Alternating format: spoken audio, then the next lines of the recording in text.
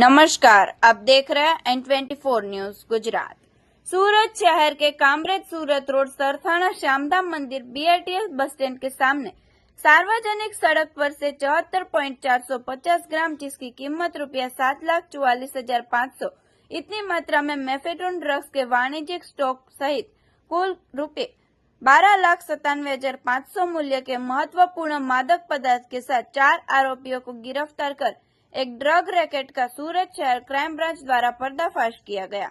Crime branch की team को NDPS act से संबंधित एक पुख्त सूचना प्राप्त हुई। इस सूचना को उच्च अधिकारियों तक पहुंचाया गया और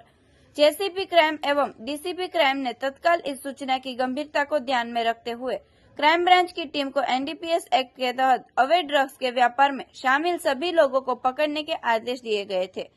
निर्देश के तहत क्राइम ब्रांच की टीम कार्यवाही करते हुए दिनांक 23/5/2025 को सुबह 8:40 पर कामरेज सूरत मेन रोड सरथाना श्यामधाम मंदिर BRTS बस स्टैंड के सामने सार्वजनिक सड़क पर एक डार्क ग्रे रंग की Swift Dzire 4 wheel car number GJ18BD6195 से प्रतिबंधित मेफेड्रोन ड्रग्स लेकर आ रहे पंकज कुमार नंदलाल भाई पासवान, सरफराज उर्फ रोमियो सरफुद्दीन अंसारी, रोहन कुमार किशोर भाई राठौड़ और जगत जीवन चित्रसेन राउत, इनके पास से कुल 74.450 ग्राम मेफेड्रोन ड्रग्स की कीमत ₹7,44,500 है तथा अन्य सामग्री सहित कुल ₹12,97,500 मूल्य का मादक पदार्थ जब्त किया गया है।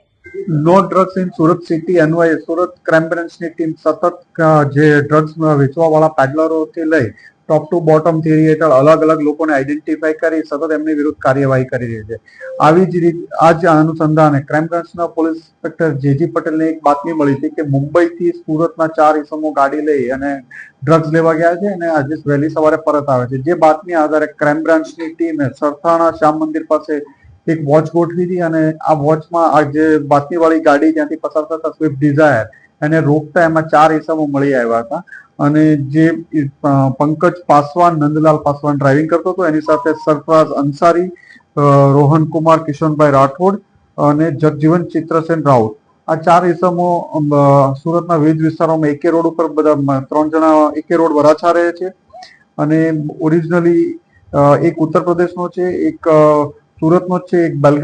બલાગામ મોરબીનો છે અને એક ઓરિસ્સા ગંજામનો છે। આમના કબજામાંથી 75 ગ્રામ જેટલું MD મળી આવ્યું છે, જેની કિંમત ₹7.5 લાખ જાય।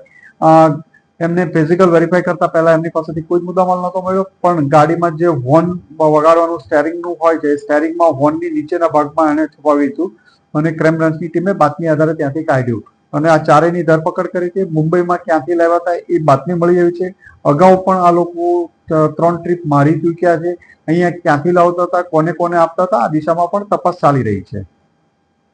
देखते रहिए N24 न्यूज गुजरात, सिर्फ हम तक ही नहीं सब तक।